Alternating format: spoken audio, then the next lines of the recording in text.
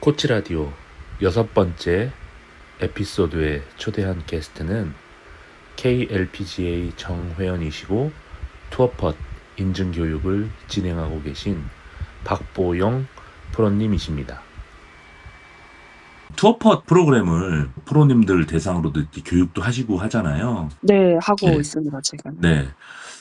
그게 기존의 방식, 테크닉 위주의 방식과는 차이가 있는 것 같아서, 그리고 뭔가 피드백, 이런 데 초점을 많이 맞추시는 방식 같아서, 요게 제가 볼 때는 뭐 비단 골프뿐만 아니라 뭐 여러 종목의 코치분들한테도 시사하는 바가 있는 접근 방식 같아가지고, 뭐 투어펫의 원리, 이게 어떤 방식으로 퍼팅에 접근한다.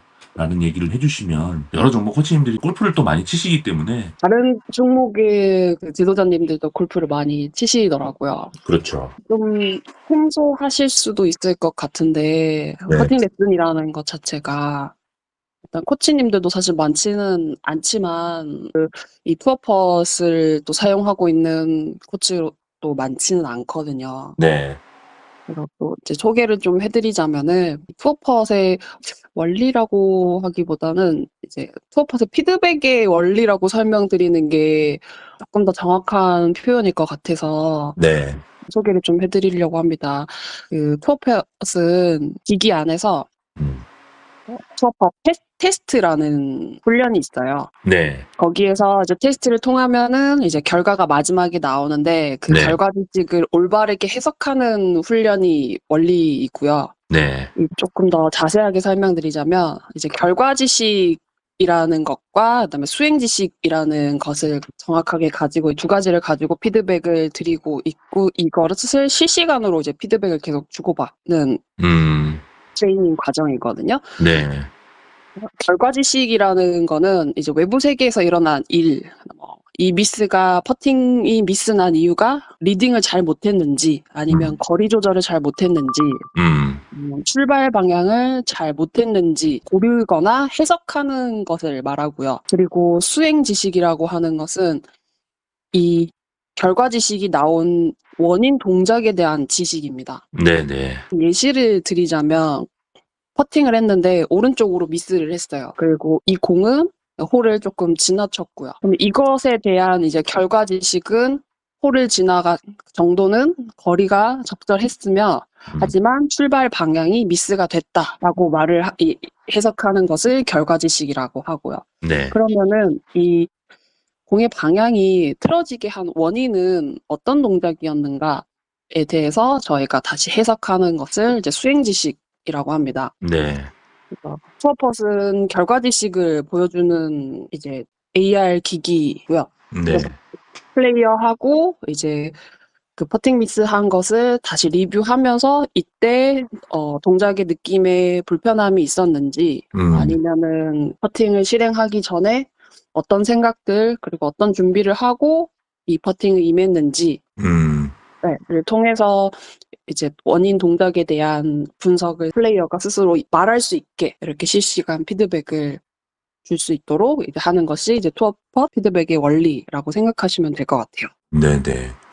그러니까 말씀 들어보면 어떤 연습 자체보다 그 연습을 지켜보고 프로님이 그 결과 지식 피드백을 바탕으로 선수와 어떤 대화를 나누는지가 굉장히 중요할 것 같거든요. 그러니까 그 결과 지식 피드백 자체보다, 그러니까 수행 지식 피드백이라고 하는 건 어떻게 보면 딱 드러나는 거라기보다는 이렇게 대화를 통해서 찾아가는 방식이라고 봐야 되는 건가요? 제가 하는 관찰에서도 있고요. 네. 그리고 대화에서도 있습니다. 네네. 그러니까 뭐 이렇게 막 적으시더라고요. 막 퍼팅 연습을 하는 동안에 뭐 이렇게 딱 네. 기록하시는 모습을 제가 인상적으로 봤거든요.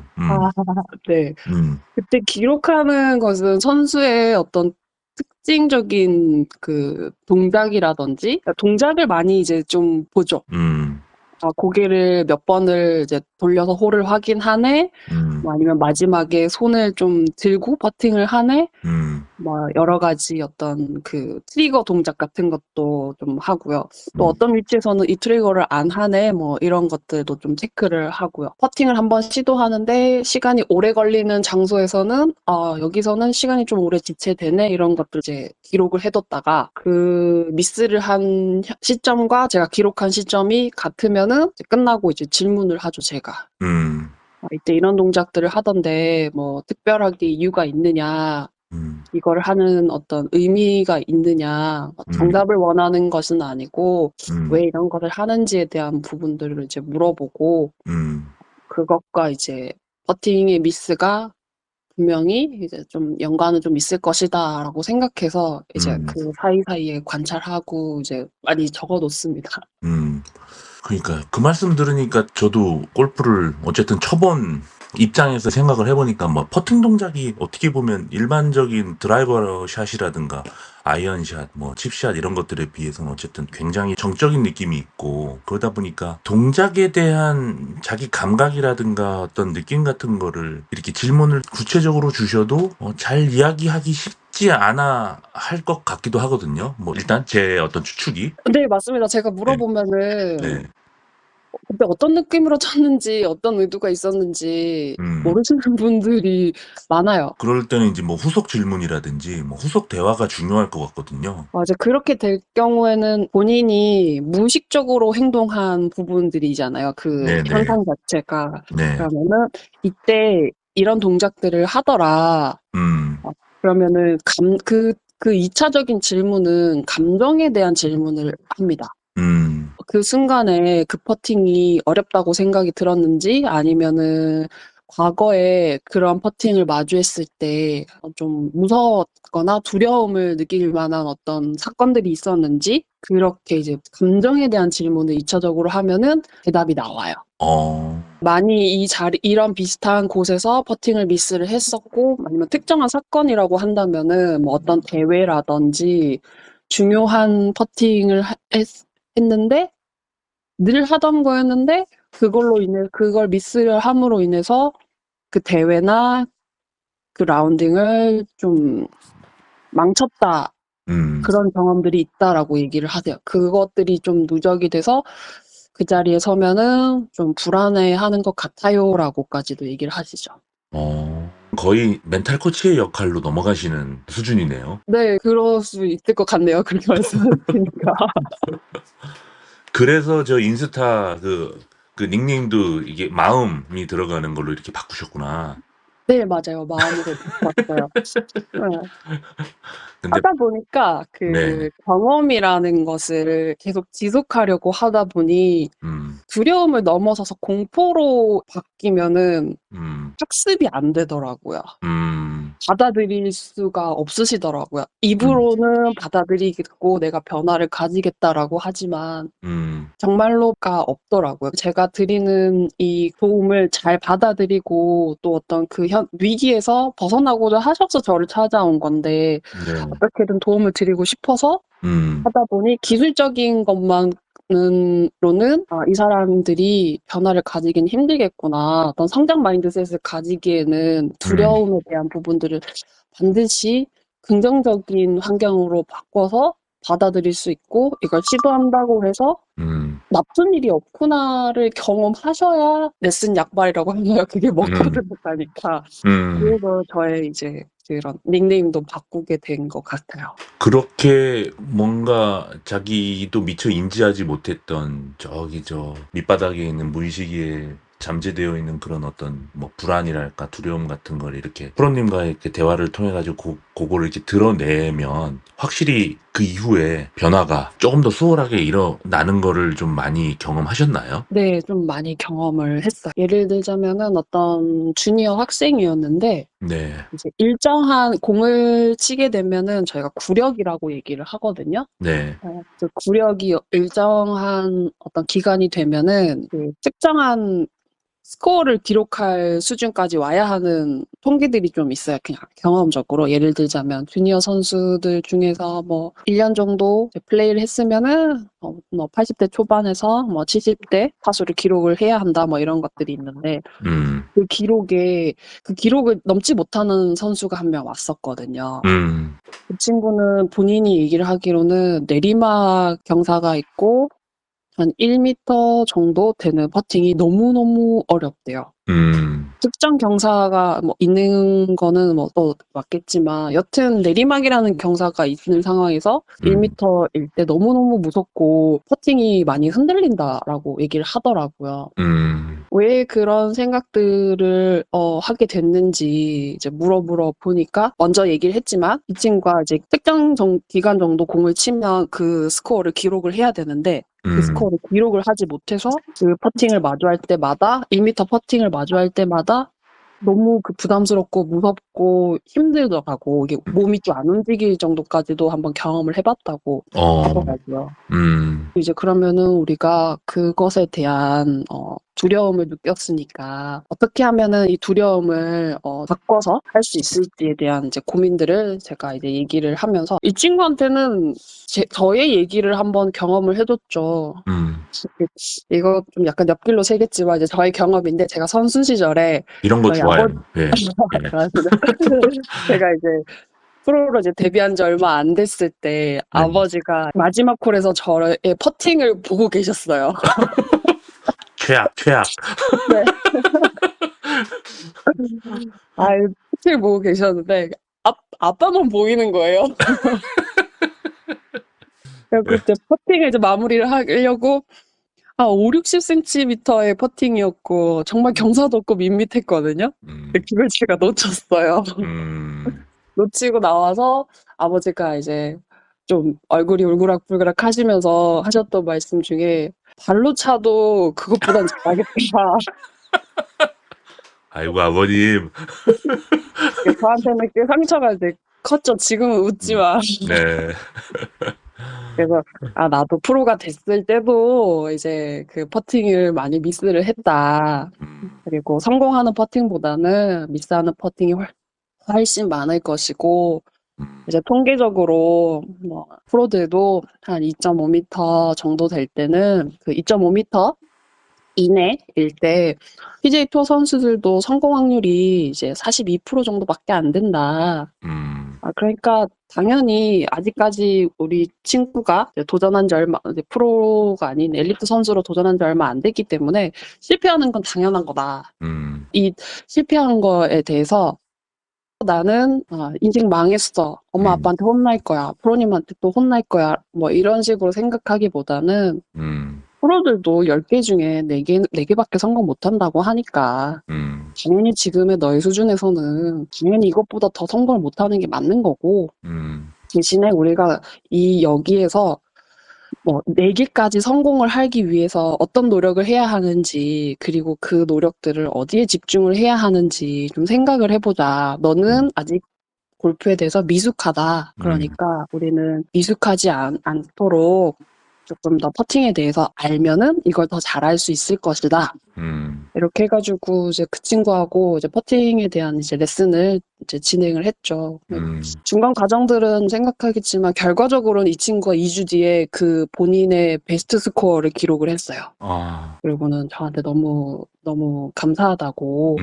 아직까지 무섭긴 하지만 그래도 그 전보다는 좀 낫다고. 그래서 계속 해볼 수 있을 것 같다라고 얘기를 했던 게 있었어요. 그게 올해 초였어요. 정말 좋은 역할을 해주셨구나. 저도 고맙더라고요. 저를 믿고 그렇게 따라줬다는 게 그 친구한테 얼마나 절실했을까 생각도 들고 그거를 또 믿고 따라준 것이 사실 제일 고맙고요. 네, 지금 어쩌다 보니까 어떤 멘탈 코칭이나 멘탈 트레이닝 이런 쪽의 영역으로 넘어갔는데 되게 의미 있는 말씀을 해주신 게 방금 전에 해주신 말씀 중에 이제 그 선수가 지금도 여전히 무서운 생각이 올라오는데 이제 그러더라도 그 박보영 프로님이랑 나눴던 대화, 이 무서움을 어떻게 오히려 받아들여야 하는지 그 선수 스스로 이제 작업할 수 있는 힘이 생겼다라고 할까요? 어떤 내가 원치 않은 감정들이 올라오는 것들을 수용하는 거기에 대해서 내가 어떻게 대응할 것인가 방법들을 마련해주는 방식. 근데 아직까지는 멘탈 코칭이나 멘탈 트레이닝을 그런 생각 자체가 안 일어나게 자기 멘탈을 만들어야 되는 걸로 이렇게 오해하는 경우들이 많은 것 같거든요. 저는 훨씬 더 실용적이고 현실적인 방법이라고 생각하거든요. 그 정말 어릴 때 경험했던 그런 사건들, 정말 엄청난 사건이잖아요. 어떻게 보면. 그쵸. 세계 발로 음. 쳐도 들어가서 하셨으니까. 네, 그런 것들을 본인이 원해서 그걸 떠올리는 것도 아니고 어느 순간이면 자연스럽게 떠오르는 건데 오히려 떠오르는 거는 그냥 그거대로 인정하고 내가 그 떠오르는 생각, 감정을 어떻게 관리할 건가. 그 대응 방법을 마련해 주는 게 저는 더 실용적인 방법이라는 생각이 들어서 그 말씀 들으니까 제 이제 좀 친한 아버님 중에 이제 그 딸이 네. 지금 아마 대학교에서 골프를 칠 거예요. 그래서 같이 음. 밥 먹으면서 들었던 얘기 중에 그것도 사실 웃긴 얘기는 아닌데 엄청 웃었던 게 주니어 대회 나가면 처음엔 다 희희낙낙거리면서 막 웃고 떠들면서 치다가 한 17홀 정도 되면 스코어 좀 괜찮은 애들은 계속 그러는데 스코어 안 좋은 애들은 그때부터 운다는 거야. 어떤 애들은.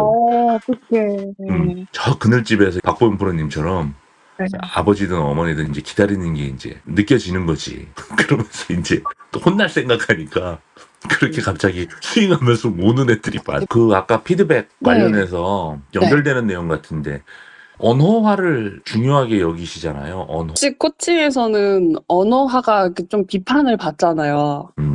마땅치 않게 생각하시는 분들이 있죠. 뭐 운동 뭐 몸으로 하는 거지 등등 말씀하시면서. 네. 네. 뭐 언어화를 하면은 또 생각이 많아지고 몸이 굳을 수도 있고 너무 네. 이제 그렇게 되는 좀 비판을 받는데 네. 저는 이 언어화를 어떤 방식으로 하냐면은 그 선수의 생각을 꺼내기 위한 거고 이 생각을 꺼내서 말로써 표현을 해야 감각이 기억이 된다라고 생각을 해서 이 언어화는 선수의 생각을 꺼내기 위한 도구로 좀 사용을 합니다.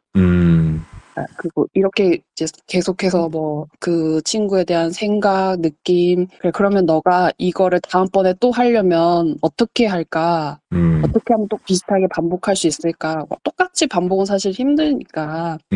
그래서 최대한 비슷하게 수행하려면은 우리는 명확한 언어화가 필요하다. 주문이 필요하다.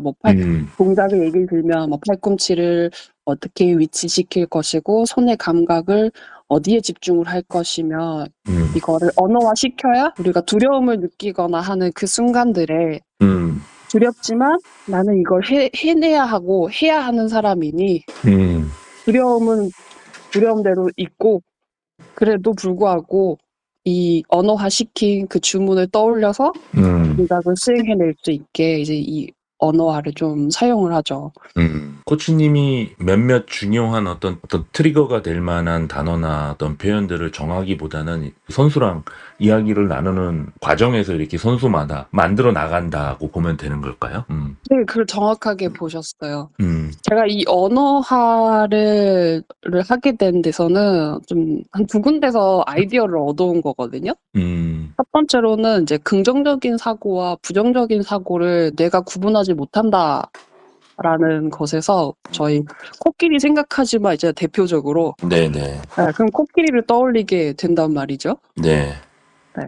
그러면은 우리가 부정적인 생각을 하지 마 하면은 부정적인 생각을 바로 하잖아요. 그렇죠. 저기 네. 해저드, 저기 해저드, 해저드 그쵸. 조심해. 네, 맞아요. 그럼 해저드 글로 가요. 몸은 그쪽으로 이제 맞춰지니까. 네. 네. 거기에서도 이제 아이디어를 하나 얻어서 이제 언어화를 할 때 내가 집중하지 말아야 되고 부정적인 생각을 가지지 말아야 되면은 어떤 긍정적인 단어가 있을까? 여기에서 이제 아이디어도 얻었고 또 다른 한 가지는 그 여자와 남자 간의 대화에서 좀 아이디어를 가져왔어요. 남녀가 대화를 하는데 예를 들자면은 여자분께서 회사에서 이제 안 좋은 일이 있어서 남자한테 푸념을 이렇게 하는데 남자는 해결책을 이제 내주려고 네. 너가 이 상황에서는 이렇게 대처했으면은 그런 일은 없었을 거야. 이렇게 하면은 여자가 됐어, 오빠랑 말 안 해. 오빠랑 말이 안 통해. 이런 얘기를 하더라고요. 네. 근데 거기에서 번뜩 생각이 든 게 학생이 말하는 이 말은 언어와 제가 사용하는 언어는 주파수가 다르다고 생각을 해요. 이 남녀처럼. 누군가는 어려움을 저한테 이렇게 해서 테크닉적으로 힘들고 동작이 이래서 공이 안 돼요라고 말을 하지만 그저 들어주길 바라는 사람일 수도 있고 결과는 어떻게 될지 모르겠지만 아니면 진짜 도움을 바라는 사람인데 그 말에는 진짜 정답이 없고 말 속 안에 정답이 있을 수 있어. 문제점이 있을 수 있어서 그거를 계속 파헤쳐서 진짜 원인이 어딘지 찾아내기 위해서 계속해서 대화를 하고 이 사람은 이 단어를 어떤 방식으로 쓰는지 이제 좀 캐내죠. 뭐 예를 들어 퍼팅 동작을 했을 때 오른손에 느낌이 어때? 진동이 와? 뭐 손가락에도 와? 손바닥에 와? 아니면 뭐 팔에 와? 어디에 느껴져? 이렇게 이런 식으로 물어보면서 이 친구 이제 선수들이 자기가 동작을 할 때 어디가 움직이지? 어디가 느낌이 있지? 이제 좀 떠올리면서 저한테 이제 얘기를 해주죠.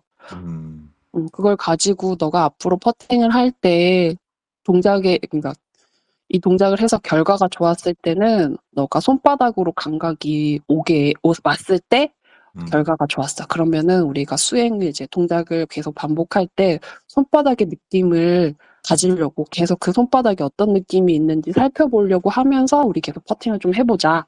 이런 식으로 좀 얘기를 하면서 이제 언어화를 이제 구체적으로 만들어내는 거죠. 이게 자칫하면 이제 그 언어화를 통해서 생각을 비우고 내가 해야 될 과제에 집중해야 될 순간에 심플한 언어를 통해서 번잡한 여러 가지 테크닉에 관한 그 셀프 토크라든가 이런 것들을 줄이는 효과를 가져올 수도 있고 아니면은 그 언어화를 통해서 오히려 쓸데없이 그 신체 부위에 집중하게 해가지고 퍼포먼스에 방해가 될 수도 있는 그 어떤 위험. 그 경계가 참 궁금하더라고요. 예를 들면 똑같이 저랑 대표님이랑 골프 스윙을 하면 네.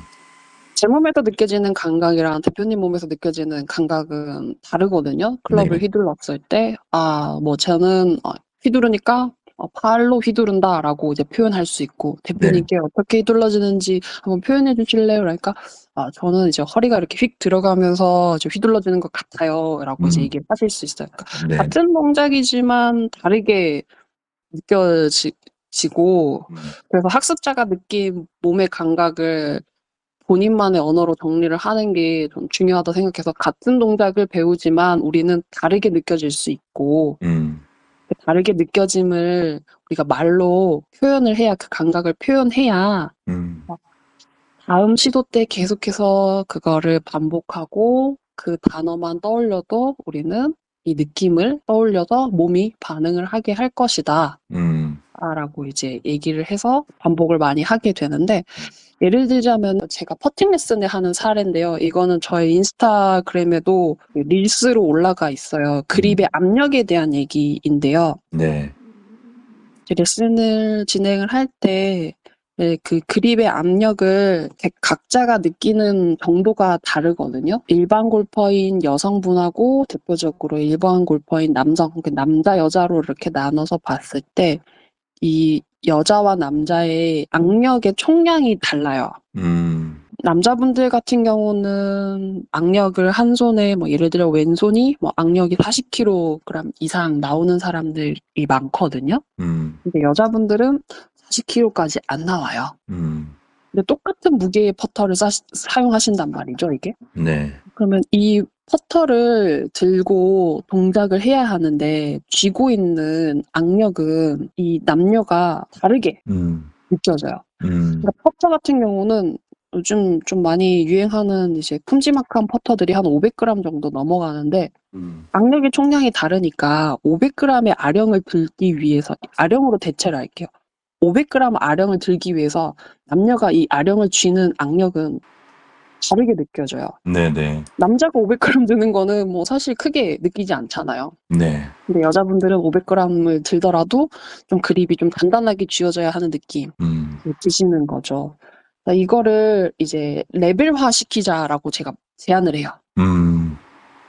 그 여성분한테 이제 얘기를 먼저 드리자면은 저는 골프 선수여서 적어도 손의 악력이 한 40kg 정도 이상, 40kg 정도 이상의 악력을 가지고 있고 일반 골퍼인 여성분 회원님께서는 20kg도 안 되는 악력을 가지고 계신다. 그러면 우리가 500g의 무게를 들기 위해서 각자가 사용해야 하는 힘은 다르다. 다르게 느낄 수 있다. 저는 이제 레벨화를 위해서 1단계에서 10단계까지 있는데 저는 40kg의 악력이 있으니까 뭐 이 500g 정도 드는 데 있어서 힘은 한 레벨 2, 3만 쓰면 이 퍼터를 다룰 수 있는 거예요. 근데 여성분은 한 레벨 6에서 7 정도를 잡아야 이 퍼터를 다룰 수가 있는 거죠. 그러면 우리가 각자가 이제 다른 이제 회원님께서는 레벨 6 정도를 잡아주셔야 이 퍼터를 다룰 수 있게 된다. 근데 프로님 너무 이렇게 세게 잡는 거 아니에요? 이제 얘기를 하세요. 근데 그렇게 해야 결과가 지금 좋지 않느냐. 왜냐면 이 그립을 잡는 악력에 따라서 공의 방향이 바뀌거든요. 너무 약하면은 골프채가 많이 뒤틀려요. 그래서 적어도 우리가 500g의 이 퍼터를 쓰기 위해서는 이만큼의 악력을 써서 붙잡아야 면이 흔들리지 않는 채로 맞을 수 있으니까 레벨 5 이상 또는 레벨 6 정도를 가지고 악력을 쓰시는 게 좋겠어요. 그러면은 이제 그분의 언어화로 이제 시켜야 돼요. 왜냐하면 레벨 1, 2, 3는 저의 언어고요. 네네. 이제부터 회원님께서 이 레벨 6 정도에 되는 이 악력을 스스로가 느꼈을 때 어느 정도로 느껴지는지 한번 표현을 봐달라고 네, 이제 그때부터 질문을 던집니다. 그래서 사장님이 이제 생각을 해봐요. 이제 자기는 퍼터를 배울 때 손 안에 작은 새가 있는데 그 새가 날아가지 않게 하지만 그 새가 숨 막히지 않게 네. 이렇게 살포시 잡아야 한다라고 배웠는데 지금의 이 레벨의 한 5, 6단계를 느끼니까 그렇게 해가지고는 새가 질식할 것 같대요. 그러면 좀 새가 질식할 것 같으면 좀 표현이 좀 무서우니까 우리가 다르게 좀 어떻게 뭐 안 될까요? 또 질문을 하죠.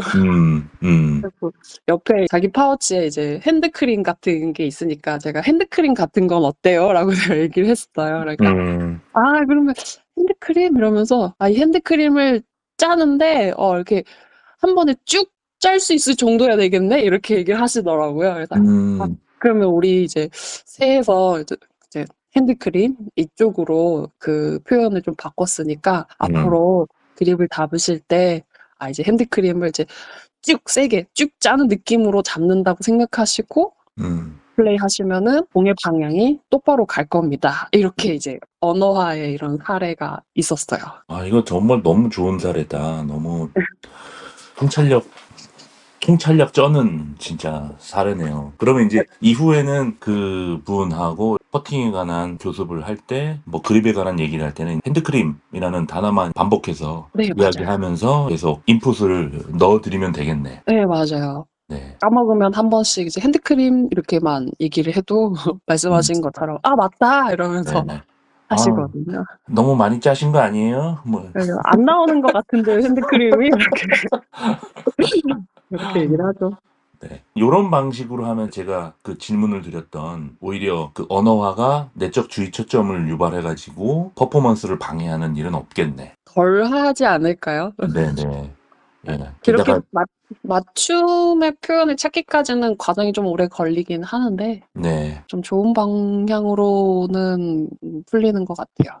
네. 이거 진짜 프로님들 저마다 갖고 있는 요런 다채로운 방식들 다 모아놓으면 이거 너무 재밌을 것 같다. 재밌는 일들이 많을걸요? 네. 얼마나 다양한 황당한 표현들을 가지고. 네, 맞아요. 검열이 필요한 순간들도 있거든요, 사실. 그 손에 대한 얘기를 좀 해볼 수가 있는데 네. 이제 손의 감각이 되게 빠르고 섬세하고 예민하잖아요. 네. 이 손의 감각을 가지고 거리에 대한 조절을 연습을 할 때 이제 손을 어떻게 사용하면 좋을지를 좀 얘기를 많이 하는데 이때 언어화라고 이제 얘기한다면은 임팩트 순간에 표현하는 단어가 대표적으로 때린다, 민다 요 두 가지가 있거든요. 네네. 네, 임팩트 순간에 그 느껴지는 진동이나 강도를 일반 골퍼분들뿐만 아니라 모든 골퍼분들이 때린다, 민다라고 얘기를 하는데 이 때린다라고 표현할 때 강도가 개개인이 다 달라요. 제가 어떤 회원님 이제 일반 골퍼분이었는데 이분도 남자분이셨어요. 자기는 계속 퍼팅을 때리는 것 같대요. 그래서 공이 너무 지나가는 것 같다. 근데 실제로 테스트를 해보니까 공이 많이 지나가지는 않아요.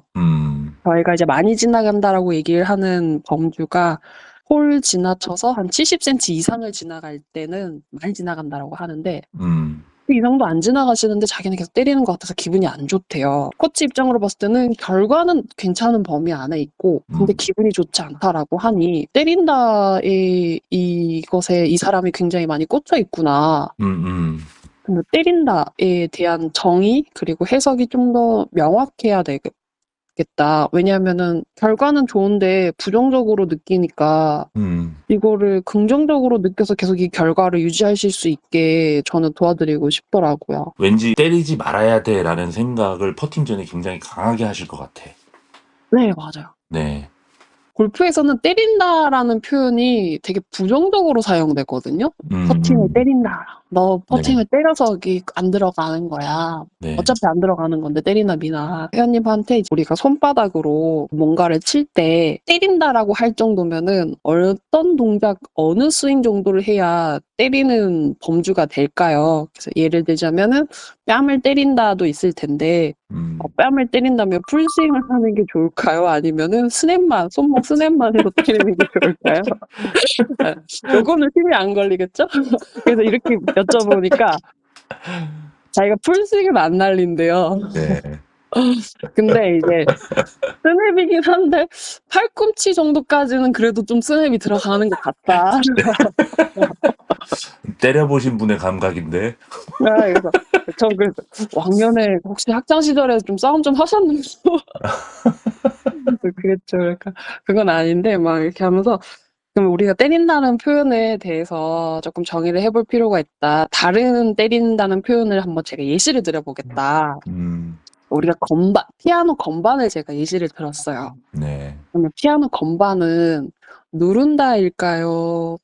친다일까요? 누르기도 하고 치기도 하고 둘 다지 이렇게 또 얘기를 하세요. 그러면 우리가 피아노 건반을 때린다라고도 할 수 있지 않나요? 친다와 때린다는 비슷한 거니까. 그러니까 그것도 맞는 말이네. 또 이렇게 하세요. 그러면 우리가 친다라는 그것은 뭔가 물체와 부딪히는 현상을 얘기를 하는 건데 테이블을 손가락으로 두드리는 것도 치는 거고 피아노 건반을 손가락으로 누르는 것도 치는 거고 퍼팅을 할 때 페이스와 공이 부딪히는 것도 우리가 친다라고 얘기를 하는데 이게 손목 스냅으로 이렇게 뺨을 때리는 이 친다와 손가락으로 두드린다의 친다는 강도가 다르지 않느냐. 똑같이 우리가 친다라고 때린다라고 얘기를 해도 그러니까 그때 이제 그 남자분 그 회원님께서 그렇지? 이렇게 얘기를 하시더라고요. 그래서 앞으로 우리가 친다라는 것을 피아노 건반을 두드리거나 테이블을 손가락으로 두드리는 정도의 때린다로 코팅을 한번 바꿔보시면 어떨까요? 때린다는 의미를. 그러면은 그 공이 너무 멀리 가거나 실패할 거라는 두려움에서 좀 벗어나실 것 같다. 어차피 공은 클럽과 부딪혀서 튕겨나가야 되고 임팩트라는 현상은 계속 발생할 거고 그에 따른 진동은 계속 느끼실 건데 이것을 우리가 그냥 건반을 치는 정도로 때리는 강도라고 앞으로 좀 주문을 좀 바꿔봅시다. 하니까 이제 그분이 그러면은 팔을 쓰지 않고 진짜 손가락으로만 두들겨도 이게 때리는 거구나 하면서 퍼팅을 할 때 이제 그때부터는 그래 괜찮네 그냥 이렇게 심플하게 말씀하셨어요. 그래 괜찮을 것 같아 이러면서. 이것도 되게 의미 있는 방식이라고 느끼는 게 그러니까 기존에 뭔가 그럴 이유가 없는데 자기가 자주 쓰는 단어에 대해서 부정적인 어떤 의미를 담아가지고 오히려 그런 것들이 자기 자신을 계속 같은 상황에서 압박감을 느끼게 만들었던 표현을 다른 의미로 해석할 수 있게 이렇게 도와주신 거잖아요. 네. 저는 이거를 이제 부정적으로 사용하는 그 언어를 좀 긍정적인 단어로 바꾸기 위한 과정이었을 거라고 저는 그런 사례로 좀 기억을 하거든요. 네. 그 말씀 들으니까 아까 이제 어떤 감정을 바라보는 그거를 해석하는 관점을 새롭게 제공을 해주셔가지고 그런 기분이나 감정이 일어나더라도 크게 영향받지 않는 뭐 훈련을 시켜주셨다면 이것도 되게 비슷한 맥락 같아요. 때린다라고 하는 거에 대해서 과도하게 그 의무 부여를 하고 본인은 퍼터를 때리는 사람이라는 이제 자기 이미지를 계속 더 씌우고 있는 분한테 때린다의 네. 의미를 다르게 해석할 수 있는 여지를 제공해 주신 것. 한편으로는 또 그런 방식에 더해서 어떤 분들한테는 아예 그냥 사용하는 단어 자체를 방금 말씀하신 것처럼 우린 친다라는 표현을 쓰죠. 아니면 보낸다는 어때요? 해서 몇 가지 것들을 해보면서 그분이 어떤 단어에 조금 더 편안함을 느끼고 실제 그 결과지식 피드백 또 잘 나오는 방식을 찾아주는 것도 의미가 있겠다라는 생각도 저는 들거든요. 네, 맞아요, 맞아요, 맞아요. 잘 보신 것 같고. 여튼 그 실시간 피드백은 투어폿에 있는 뭐 현상일 수도 있고, 제가 여러 가지 이제 같은 현상을 표현하는 단어를 여러 개 던져서 찾아내는 언어 작업도 있고, 음, 여튼 간에 학습이 잘 되게 하기 위해서 감정과 감각을 결합시켜야 음, 기억을 더 잘 할 수 있고, 음, 본인이 하는 행동이나 뭐 움직임에 대해서 이해도 더 잘 할 수 있어서 음. 계속해서 반복할 수 있는 즐거운 순간이 만들어지길 저는 바라거든요. 말씀 들어보면 프로님처럼 접근하시면서 레슨을 하시면 이런 거 신경 써서 연습 계속 해보세요 이런 식으로 뭔가 툭 과제라든가 이런 게 던져놓고 그냥 혼자 할 시간을 주기보다는 계속 뭔가를 관찰하고 또 대화를 나누고 하려면 에너지가 많이 소모되실 것 같은데. 네. 뭐 써먹으면 되지만 그 탐정 같은 역할을 즐기거든요. 그래서 저는 좋아합니다. 그 뭔가 찾아내고 단서를 찾아내면 이 단서는 뭘까? 막 이렇게 그런 거는 좋아하는 편이어서 좀 덜 힘들긴 합니다. 또 제가 궁금한 게 퍼팅이 동작이 단순하다 보니 좀 네. 겉으로 볼 때는 네. 그쵸. 그래서 물론 이제 실제 퍼팅은 굉장히 복잡성을 띠고 있고 뭐 라이, 그린의 상태, 그날 신체 감각 이런 거에 따라서 정말 어떻게 보면은 창의적인 플레이를 보여줘야 되는 게 퍼팅인데 타이거 우즈의 마스터즈 네. 14번 홀인가요? 15번 홀인가요? 네. 나이키샷. 와, 16번 홀인가 그럴 거예요. 예, 예. 로고가 이렇게 딱 보이면서. 네. 그러다 보니까 이제 연습을 시키는 프로님들 입장에서는 굉장히 그런 부분이 어려울 것 같아요. 뭔가 변화를 주고, 뭔가 다양한 연습 환경을 만들고, 물론 뭐 여러 군데서 그냥 치게 하는 방식, 뭐 그런 랜덤 프랙티스 방식을 쓸 수도 있지만, 변동성하고 난이도를 이렇게 선수에 맞게 좀 적절하게 조절을 해야 되는데, 그런 부분이, 야, 이게 만만치 않겠다라는 생각을 저는 언뜻 했거든요. 프로님이 좀 접근법이 궁금합니다. 맞아요. 그 퍼팅의 외형은 진짜 단순해 보이죠. 그냥 네. 메트로놈을 거꾸로 세워놓은 것처럼 왔다 갔다 하는 그냥 단순한 동작이고 에너지가 크게 느껴지는 그런 큰 동작의 스윙이 아니니까 네. 이걸 어떻게 변동성과 난이도에 조절을 하지? 퍼팅에 대해 공부를 하면서 변동성과 난이도에 관한 이제 레퍼런스를 좀 많이 접하면서 더 풍족해졌던 것 같아요. 일단 저의 일화를 먼저 얘기를 하자면은 제가 호주에 골프를 배운 지 한 1년쯤 됐을 때 호주에 전지훈련을 간 적이 있는데 저희 프로님이 거기 호주에 있는 프로에게서 퍼팅을 좀 배워오셨어요. 그래서 저한테 이제 이 연습 방법으로 내가 배웠는데 너 한번 해봐 이래가지고 했던 방식인데 홀을 중간에 두고 이제 동서남북으로 동쪽에 공 4개, 뭐 서쪽에 공 4개 이렇게 해서 뭐 30cm 간격으로 공을 두고 연습을 하는 거였는데 너 이거 안쪽에서부터 시작해서 바깥쪽까지 16번 모두 하는데 실패하면 안 돼. 성공할 때까지 하고 내려와. 이렇게 얘기를 하셨어요. 그러니까 시도를 몇 번 하는지는 얘기 안 해주시고 너 2시간이 걸리든 1시간이 걸리든 5분 만에 끝나든 이거 퍼팅 전부 다 16개 성공할 때까지 그래서 내려오지 마 이렇게 하셔가지고 제가 그거를 처음 시도했을 때 한 2시간 걸렸거든요. 아직도 기억을 해요. 2시간 걸렸는데 그 연습을 하고 나서 퍼팅이 너무 쉬운 거예요. 구력이 1년밖에 안 됐는데 퍼팅이 너무 쉽고 그냥 옆에 하는 언니 오빠들이 저보다 먼저 시작했는데 너무 못하는 거예요. 언니 오빠들 다 이길 것 같은 거예요. 그래서 그 연습 방법을 제가 선수 때까지 계속 활용을 했어요. 그 방식에서 여튼 성공할 때까지라는 제약의 연습을 많이 했어요. 성공할 때까지 나는 그린에서 내려오지 않겠다. 네. 내가 오늘 올라가서 이런 혼자서 연습 디자인을 해요. 오늘은 3m부터 시작해서 50cm씩 뒤로 가는데 5개를 모두 성공할 때까지 나 안 내려올 거야. 막 이런 식으로 연습을 좀 했거든요. 나중에 코치가 돼서 공부를 하니까 이게 난이도 연습이더라고요. 장소를 바꾸고 그리고 연습 디자인을 설계하는 것 자체가 변동성이고 네. 또 이제 거기에서 여러 가지 이제 변동성을 줄 수 있게 만들더라고요. 동작은 단순한데 연습하는 방법에 변동을 주고 거기 안에서 난이도를 바꾸는 거거든요. 그래서 플레이어 주변 상황을 바꿀 수도 있고요. 아니면 감각의 조합을 바꿀 수도 있어요. 예를 들면 잡고 있는 클럽은 보통 퍼팅을 할 때 장갑을 안 끼는데 장갑 끼고 해 이런 식으로. 감각에 대한 이제 하나가 막힌 거잖아요. 느낄 수 있는 손의 감각이. 네. 그럼에도 불구하고 이 퍼팅을 실행해냄으로써 장갑을 벗었을 때 더 손의 감각이 좀 예민해진다든지. 이건 다른 프로님들의 레퍼런스였는데 골프공 말고 탁구공, 스펀지공, 야구공, 테니스공 다 다른 공을 놔두고 퍼팅 연습을 시키는 거예요.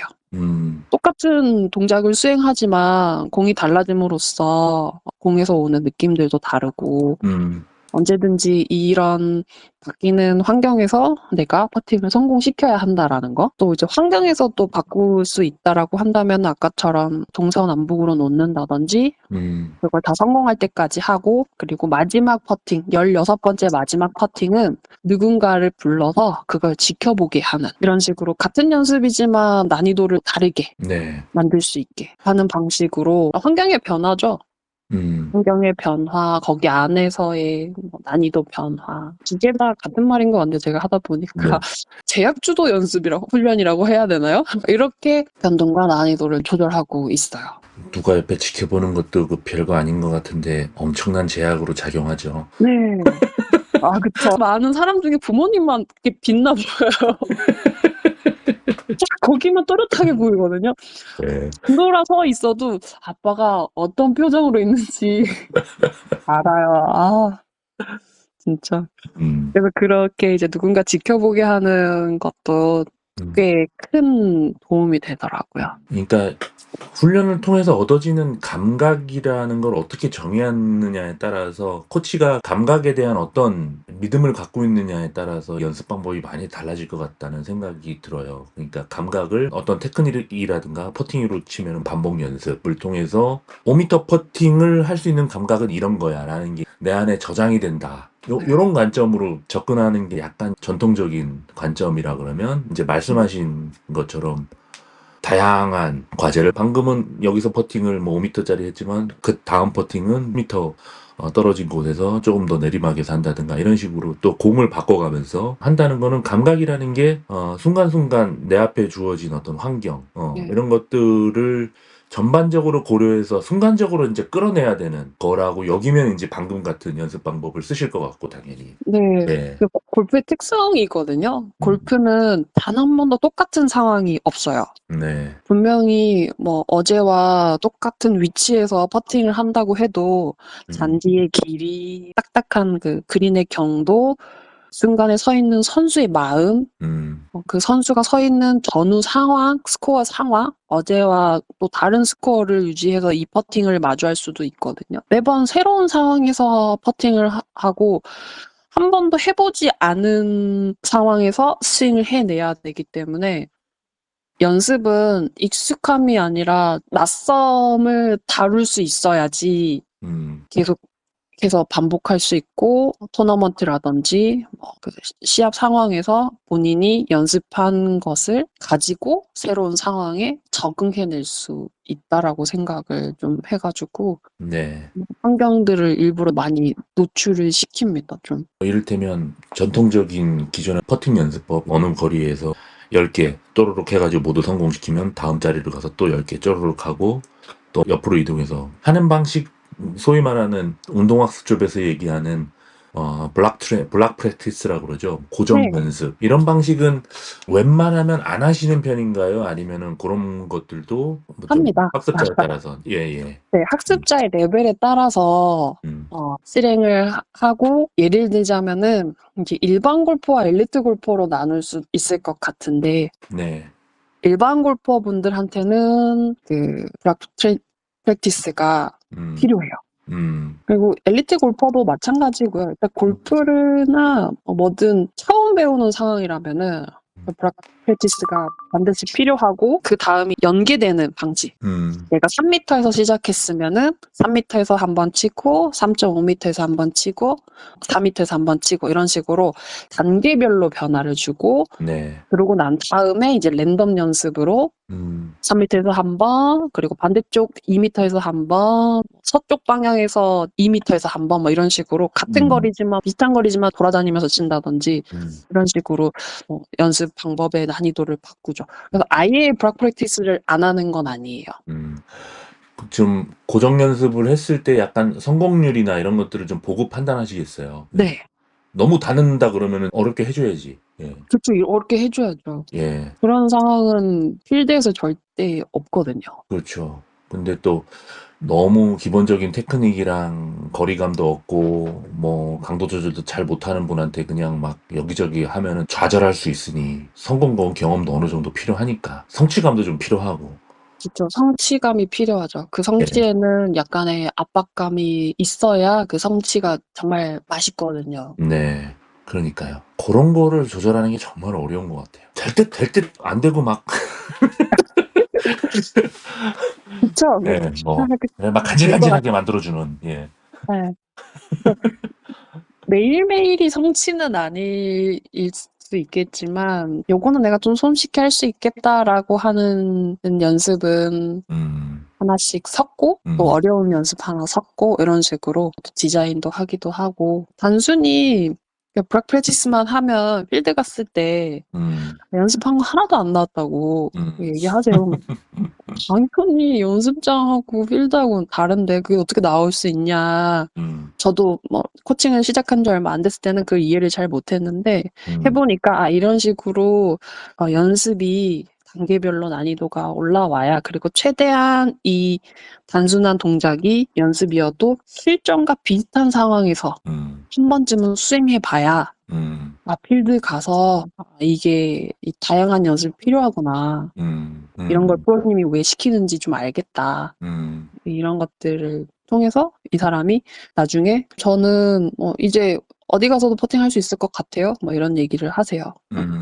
제가 실제 사례도 있었기도 했고 일반 골퍼분이었는데 여성분이었거든요. 싱글 플레이어가 되고 싶대요. 네. 그러니까 저희가 싱글 플레이어라고 하면은 타수가 79타를 치는 이제 플레이어를 말하는데 네. 지금은 80대 초반을 치고 있지만 전통적인 연습을 하세요. 그냥 집에서 매트에서 2m 똑바로 굴리고 그냥 머리 벽에 이렇게 대고 머리 안 움직이게 해서 맨날 스윙하고 하는데 안 된대요.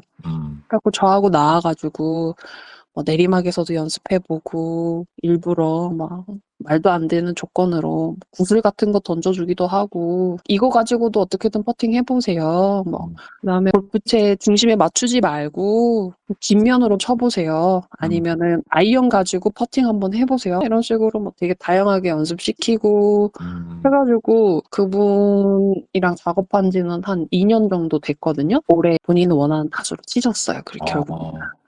그래서 저한테 그 말씀하셨어요. 저 이제 어디 가서도 퍼팅 할 수 있을 것 같다고.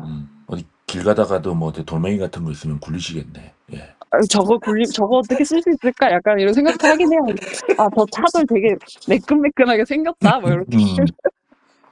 적응 능력을 결국 이렇게 향상시켜 주신 거잖아요. 그러니까 네. 어떤 구체적인 테크닉이라기보다는 그 순간에 손과 퍼터와 내가 굴려야 될 공이 됐건 뭐가 됐든 간에 창발하게끔 네. 만들어 주신 거죠. 이가 없으면 이 몸으로라는 그 표현처럼 내가 가지고 있는 환경 안에서 최대한 적응해서 그 환경에서 계속 플레이할 수 있게. 그렇게 적응 능력이 만들어졌기 때문에 이제 필드에서도 테크닉에만 의존하는 게 아니라 그 상황에서도 정보를 수집하고 그 정보를 이제 동작이랑 연결하는 능력이 이제 생기는 거지. 그렇죠. 진짜 이런 얘기 너무 저는 재밌는데 네. 여러 가지 그 투어펫의 개념에 대해서도 말씀해 주셨고 그 피드백을 주고받는 방식도 굉장히 저는 인상적이었고 언어화에 대해서도 말씀해 주셨고 또 연습의 난이도, 변동성을 부여하는 방법 저는 이런 것들은 골프 퍼팅이 아니더라도 모든 종목의 코치님들이 참고할 만한 내용이라고 생각하거든요. 실제로 뭐 하고 계신 코치님분들이 계시고. 저는 골프를 이제 코칭하고 있는 사람이지만 스포츠에서는 움직임을 가리키는 사람으로 저를 생각하거든요. 네. 골프만 가리키는 게 아니다, 나는. 음. 이 사람이 움직임을 어떻게 할지 가리키는 사람이라서 느낌, 감정, 생각의 움직임까지 이 움직임이다. 음. 퍼팅은 되게 작은 동작이지만 그 동작 안에는 선수의 자기인식, 태도, 조절력 모두 들어가 있거든요. 움직임을 잘 가리키고 싶은 사람으로서 언어화라는 선택을 했고 도구로서 선택을 했고 그 도구에 이제 투어펫이라는 기기도 이제 사용을 하고 있고 저의 케이스를 소개하는 순간이었던 것 같아서 저는 되게 좋았고요. 그 코칭 언어 스터디를 했을 때도 다양한 코치님들 만나서 굉장히 영감도 많이 받았었어요. 저는 움직임에 대해서 코칭하시는 분들의 진짜 다양한 레퍼런스를 정말 많이 참고하고 있기 때문에 많이 이런 걸 공유하는 코치님들을 뵙고 싶고요. 또 공유하는 문화가 계속 잘 이루어졌으면 좋겠습니다. 코칭 언어 스타디도 계속 이어가야 되는데 제가 게을러가지고 박보영 프로님 같은 분들이 모이는 기회를 만들기 위해서라도 이렇게 뭐 코칭 언어라든가 뭐 언어화라든가 이런 거에 관심 있는 분들이 모일 수 있는 자리를 마련해야 된다라고는 생각을 해요. 저는 이제 언어화에도 관심도 있고 문서화에도 관심이 좀 있거든요. 이게 이제 우리 스포츠 코칭 문화에서 좀 빠져있는 부분이라고 좀 생각을 하는 편이라서 현장에서 배우는 사람에게 뭔가 말로 이렇게 지도하고 하는 것들에 워낙 헌신적이다 보니까 훈련 전에 계획하고 그거를 글로 남겨놓고 체크리스트로 만들어 놓고 그 끝나고 난 다음에 다시 기록하고 그 프로님처럼 중간중간에 레슨을 하시는 중간에도 좀 이렇게 기록해서 나중에 다시 돌아다 보기도 하고 이런 과정들이 코칭 프로세스를 고도화하고 체계화하는 좀 필요한 작업이라고 생각을 하는데 우리가 조금 그런 부분이 약하다는 생각이 있어요. 저한테. 박보영 프로님 같은 분들이 큰 역할을 해주셔야 됩니다. 예. 어떻게든 해보겠습니다. 네.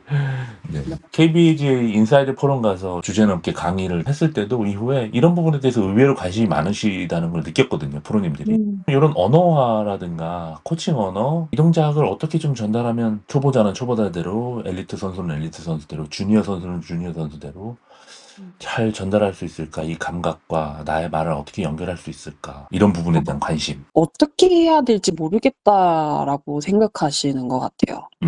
저는 이 기록하고 언어화하는 거를 어려워하지 않는 사람이거든요.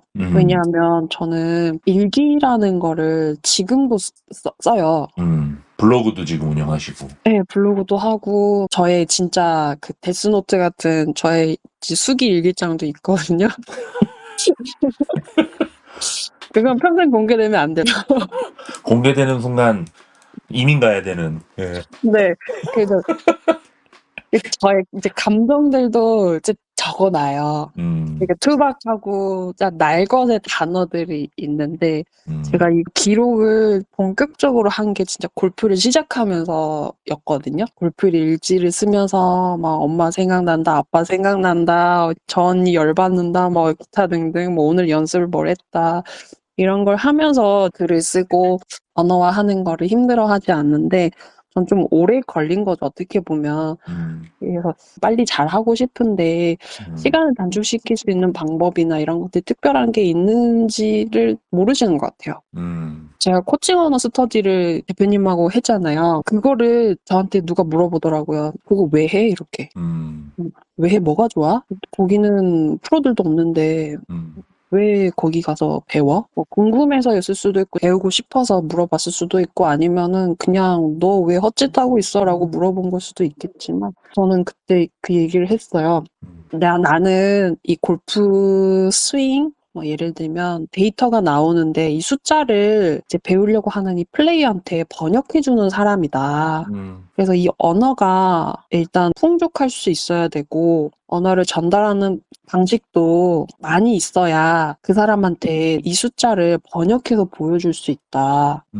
한국말을 하지만 그 사람한테는 내가 말하는 이 숫자가 프랑스어처럼 느껴질 수도 있고 진짜 아예 해석이 안 될 수도 있으니 그리고 개개인마다의 언어 주파수가 다르니까 그 주파수를 맞춰서 눈높이 교육을 하려면 언어도 풍부해야 될 뿐더러 전달하는 방식도 배워야 하지 않을까. 선수를 지도하는데 뭐 직접 도움을 받기 위해 관심을 기울이는 것도 있지만 우리가 살아가면서 인간으로서 여러 관계에서 보편적으로 적용될 수 있는 이것도 어떻게 보면 나름대로의 기술을 배우는 거라고 저는 생각을 하거든요. 평상시에 다른 인간관계에서는 전혀 다른 태도로 관계를 맺다가 선수를 지도할 때만 딱 코치 모드로 저는 그런 일은 불가능하다라고 보는 편이거든요. 당연히 역할에 따라서 어떤 태도라든가 말의 방식이나 이런 것들은 바뀔 수 있지만 근본적으로는 그 사람이 갖고 있는 어떤 정체성이 고스란히 반영돼서 코치분들도 선수 지도에서 드러나는 거지 인간이 갑자기 지킬러스하고 하이드처럼 예, 맞아요. 좀 공감합니다. 예, 저도 뭐 꼭 선수만 사람을 만나는 게 아니고 저한테도 친구가 있고 예, 또 새롭게 만나게 될 인연들이 있으니 음, 그 사람들과 이제 대화를 하기 위해서 네, 라면 당연히 어떤 대화의 방식, 네, 이 상대방이 어떤 입장으로 어떤 상황으로 나와 만나게 됐는지, 선수인지, 친구인지, 뭐 편의점의 종업원인지 이런 것들을 상황을 보고 이제 대화를 하는 거니까 네, 저도 꼭 코치로서만이 아니라고 생각을 해요. 저 그냥 인간으로서의 기본 소양, 다른 사람들과 조화롭게 살아가기 위한 채워야 하는 교양이 아닌가라는 생각으로 언어화나 뭐 방법이나 이런 것들을 코칭에서만 사용하지 않고 생활에서도 잘 사용하고 있어서 네. 저는 좋습니다. 이야기를 이어나가자 보면은 한도 끝도 없을 것 같아서 여기서 맞춰야 될 것 네. 같아요. 네. 오늘 박보영 프로님 너무 감사드리고요. 네. 저는 이걸 들으시는 다른 종목 코치님들 중에 혹시 부산에서 뭐 야구든 축구든 럭비든 복싱이든 선수를 지도하시는 분들이 계시면 그리고 골프를 치시는 분이 계시면 박보영 프로님한테 가셔서 퍼팅 레슨 받으시면 코칭법도 배워가시고 1타 2피 예, 하는 것도 1타 있으니. 여러 피가 가능할 것 같은 생각이 듭니다. 예. 네. 오늘 프로님 너무 감사합니다. 네, 저도 인터뷰 준비하면서 참 유익한 시간이었고 또 오늘 대화하면서도 뭐 대화 틈틈이 생각하게 되는 좋은 시간이었습니다. 귀중한 기회 주셔서 정말 감사하고요. 오늘 즐거웠습니다. 네, 수고하셨습니다.